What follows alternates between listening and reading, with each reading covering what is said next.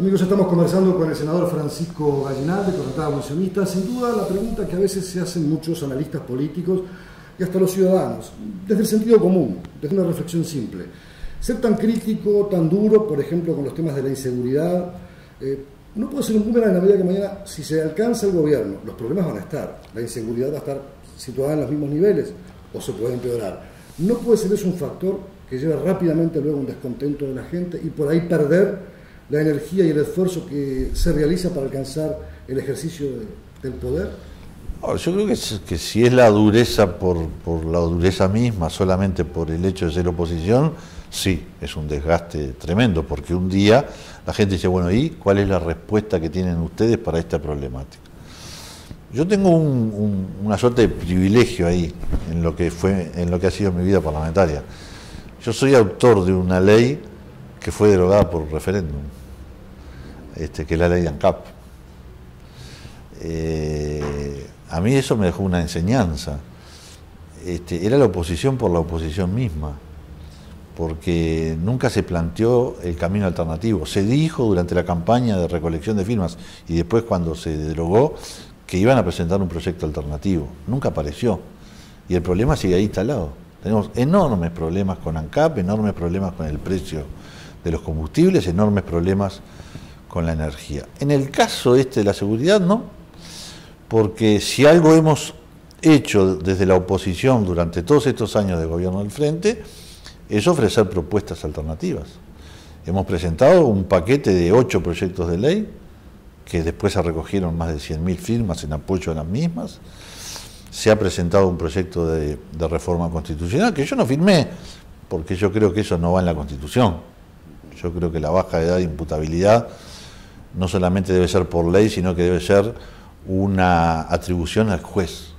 No debemos decir todos los menores de 18 años y mayores de 16 son responsables. Es un dolor de cabeza en la interna, ¿no?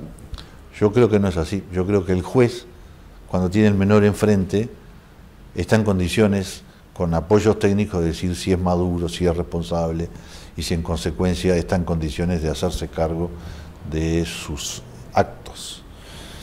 Pero más allá de esto, propuestas se han ofrecido, muchas. El 90% de ellas han sido desechadas y desdeñadas por parte del gobierno. Cuando usted escucha que el gobierno dice, hubo épocas en las que se endurecieron las medidas para tratar de frenar el delito, han aparecido fenómenos nuevos como la pasta base, con todo lo que eso implica, destrucción de la persona, de la estructura familiar, especialmente en los barrios muy carenciados. ¿Qué piensa cuando le plantean ese tipo de cosas? Como que no se toma en cuenta esta parte de la realidad y que cuando se endureció, las respuestas o las posibles soluciones a esas medidas no trajeron un abatimiento de la vida. Es que no se endureció, nunca se endureció. Lo que se endureció sí fueron las penas, y ahí han habido dos tipos de consecuencias. En algunos delitos consecuencias positivas y en algunos delitos consecuencias negativas, porque no siempre la receta es aumentar las penas. Yo creo que lo que tiene que cambiar es la actitud del gobierno en el combate a la delincuencia, que esa es la diferencia conceptual que tenemos.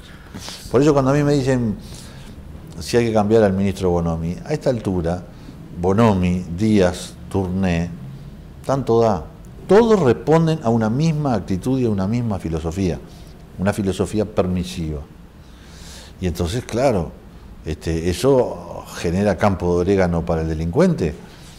Si el gobierno emite una señal de que no quiere endurecer la cáscara en el combate a la delincuencia, esa señal es tomada de dos maneras diferentes dentro de la sociedad. Por el ciudadano que está preocupado, se preocupa más. Por el delincuente, encuentra que tiene camino de orégano. Dice, ¿cómo? Pero el gobierno está protegiendo mis acciones. Indirectamente, porque no es esa su intención. Por cierto que el gobierno no quiere que haya más delincuencia, pero lamentablemente la consecuencia de su accionar es que le hace campo de orégano al delincuente. Por eso entonces, que el ministro Bonomi decía que la mayoría de los homicidios cometidos, unos 85 en lo que va del año, son por una modalidad que hasta ahora en el Uruguay no la teníamos muy registrada. Podría haber algún caso muy excepcional. El ajuste de cuenta, y eso habla de la presencia de un narcotráfico fuerte que incluso dirige desde las cárceles las operaciones. Ahora se le corta el uso de los celulares con inhibidores. ¿Se va por un camino correcto por ahí o hay que seguir profundizando más para dar más seguridad y tranquilidad? No, no, está bien, eso yo lo comparto. No creo que sea el 85%. 85 muertos, dijeron ellos, ¿no? Sí, porque también se ha incrementado notoriamente la violencia doméstica y como consecuencia de ellos han habido muchos homicidios en el transcurso de este año.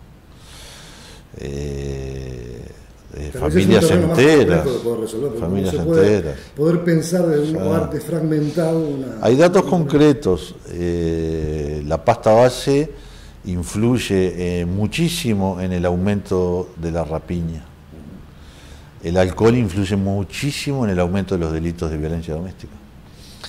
Yo creo que al gobierno le falta actitud en el cuestionamiento, como que en el fondo, lo digo con mucho respeto, pero en el fondo como que hay una cierta identificación con el que está privado de su libertad en algunos de sus perfiles. ¿Será por el síndrome de Estocolmo? ¿Será por no sé, por una solidaridad malentendida? Yo entiendo que los derechos humanos también merecen ser defendidos en toda su dimensión en el caso de una persona que está privada de su libertad.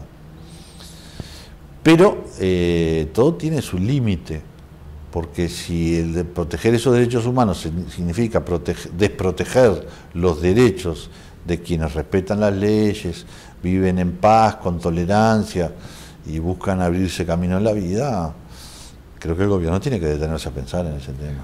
¿Cuántas veces se ha reunido con el presidente Mujica para poder conversar? ¿Lo ha llamado alguna vez? ¿Lo ha convocado? ¿Lo ha reconocido como una figura importante dentro de su partido?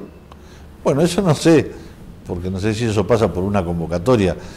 Una sola vez me tocó estar presente en la Casa de Gobierno acompañando una delegación del Partido Nacional, pero tampoco le hace a la cuestión, ¿no? Digo, yo creo que mi diálogo debe ser como es y muy intenso con los legisladores oficialistas y obviamente que también con los legisladores de la oposición, del Partido Colorado y del Partido Independiente. Pero yo además, yo he preferido tomar distancia del gobierno, ¿no? Yo no me siento convocado porque, más le digo, cuando aquí en el Senado se votó hace ya unos cuantos meses a iniciativa del doctor Larrañaga el acuerdo sobre la educación, esa votación tuvo un voto en contra, que fue el mío. ¿Por qué? Y porque yo no creo en el gobierno en materia de educación.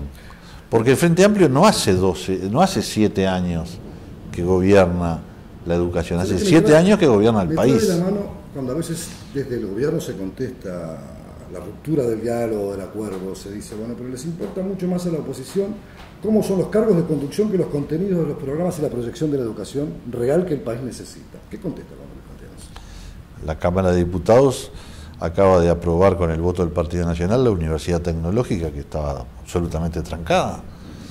O sea que cuando hay ideas buenas nosotros estamos dispuestos a acompañarlas, aun cuando tengamos reparos muy grandes a la forma en que se pretende sea administrada esa universidad. ¿No le gusta el cogobierno? Usted que es estudiante, fue estudiante universitario. Sí, yo creo que el gobierno fracasó. ¿Incluso en la Universidad de la República?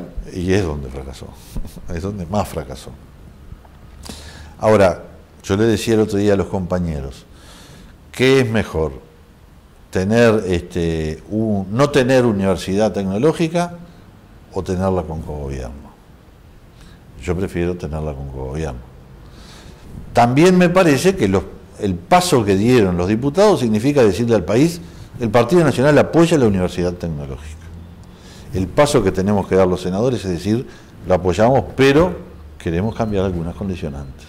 Y esa es la batalla, y tiene que haberla, porque si la oposición... que usted tiene, todavía no la tuvimos, porque recién va a ingresar el proyecto, pero si la oposición, dado que se necesitaban mayorías especiales, demuestra actitud favorable a la negociación votando en diputados, pues ahora le toca al gobierno mostrar actitud favorable en el Senado, tratando de encontrar el camino del medio que contemple posiciones tan encontradas como las que tenemos respecto al artículo 14, que es el que establece el cogobierno. Voy a cambiar de tema rápidamente. ¿Cómo se imagina usted las relaciones, por ejemplo, con el PIT-CNT, con los trabajadores? ya no solo desde una posición del eventual gobierno, porque todas las fuerzas políticas pueden llegar a ejercer la primera magistratura del país. A partir de la realidad actual, de la comunidad de ideas que comparten con el gobierno, lo vivieron en la época de la década del 90, donde me acuerdo que el PIT-CNT dijo ni un minuto de tregua al presidente de la calle, tal vez se ha habido una duración de esa época hasta ahora, o tal vez no, pero ¿cómo se imagina esa relación con un sindicato fuerte, porque tiene más gente adherente, porque el país al crecer económicamente tiene más fuentes de trabajo y genera más adhesión a la causa sindical? ¿Cómo se ve eso? Yo creo que nosotros tenemos que asumir la realidad tal cual está, que es una realidad diferente a la de hace algunos años. Hoy el sistema de sindicalización, la negociación colectiva, los consejos de salarios son una realidad que a mi juicio no tiene marcha atrás. Nosotros no podemos de ninguna manera decir en nuestro programa de gobierno que vamos a modificar o a cambiar o a sustituir los consejos de salarios o las negociaciones colectivas, porque sería desconocer la realidad, porque sería entrar en un terreno absolutamente conflictivo que no le haría bien al país, y porque además buena parte de la negociación colectiva, quizás no toda, ha tenido resultados positivos. Entonces, ¿el mismo pensamiento suyo lo comparte el resto de la...? Y lo vamos a ver cuando definamos el programa de gobierno, pero yo pienso que sí. Y en todo caso, si no se compartiera, mi responsabilidad es pelear porque esas ideas prosperen. Esa es en eso consiste la vida política de todos los días. Pero yo creo que esa realidad hay que asumirla como es. Habrá cosas que se podrán cambiar, por supuesto, modernizar, actualizar, porque también en algunos aspectos hemos retrocedido, pero esa realidad tenemos que asumirla y encararla como tal. Y lo mismo le va a pasar al PIT-CNT, porque es un diálogo bilateral, es de ida y vuelta. Una última pregunta para ir cerrando este primer encuentro, senador. La elección yo sé que no está muy cercana, pero tampoco está muy lejos. La aparición del fenómeno de Tabaré Vázquez, al que las encuestas y la adherencia o de la gente que se siente frente amplista o afín al gobierno o a la figura de Tabaré Vázquez, ¿cree usted, como me dijo una vez, no sé si se acordarán, en un aeropuerto en Madrid, cuando todavía faltaba poco tiempo para la primera elección, a la postre resultó ser el ganador Tabaré Vázquez? Usted me dijo, creo que ganó la izquierda, me dijo en aquella oportunidad, una conversación que hoy me permito recordar, pero está hecha en el tiempo y nunca fue dicha públicamente. ¿Cómo ve, cómo orejea el panorama? Porque usted es un hombre que sabe orejear y muy bien el panorama político hacia adelante. ¿Lo ve el Frente Amplio en un tercer gobierno? ¿Ve al Partido Nacional creciéndolo más? ¿Le puede pelear la presidencia? Yo creo que va a ser una elección muy reñida y muy disputada. Muy disputada, porque yo no dejo de reconocer la fuerza del doctor Tabaré Vázquez para el caso de que sea candidato a la presidencia por el Frente Amplio. Pero tampoco el doctor Vázquez seguramente deje de reconocer, como el Frente Amplio, que ahora los que han ingresado en el proceso de desgaste han sido ellos. Y que los errores que se han cometido por este gobierno en forma reiterada en el transcurso de los últimos años conspiran contra las posibilidades del Frente Amplio, aún con la candidatura de Vázquez en la próxima elección. Eso por un lado, y por otro lado también está cómo hagamos las cosas nosotros. El Partido Nacional tiene su responsabilidad. Las elecciones se ganan por errores ajenos y por virtudes propias. A veces más por errores ajenos, a veces más por virtudes propias. Los errores ajenos ya están, porque lamentablemente para el país hay algunos episodios, que no son pocos, como el de Pluna, que, como las divisiones internas, como las marchas y contramarchas, como el tener dos equipos económicos que conspiran contra el gobierno. Ahora nos toca a nosotros saber capitalizar esa situación, llegar al mejor candidato, formar un buen equipo, armar un proyecto de país realista y convencer.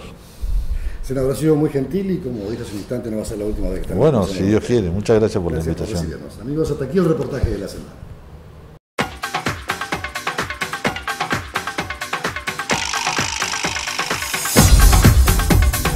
Usted está en tvuy.com.